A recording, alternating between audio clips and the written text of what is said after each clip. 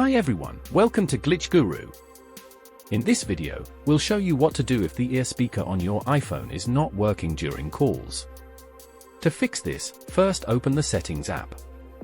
Now, scroll down to tap on Accessibility.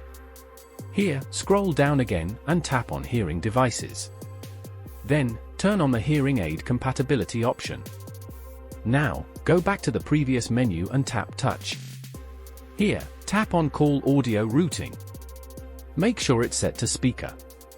Another thing you can do is clean the ear speaker on your iPhone using a toothbrush or something similar. If nothing works, you can consider resetting your iPhone settings as a last resort.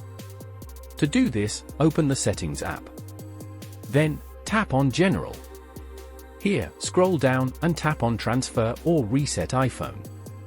Then, select Reset at the bottom. Now, choose Reset All Settings. Once your iPhone is reset, the ear speaker should start working again. If you have any questions about this, feel free to ask them in the comments below. And don't forget to subscribe.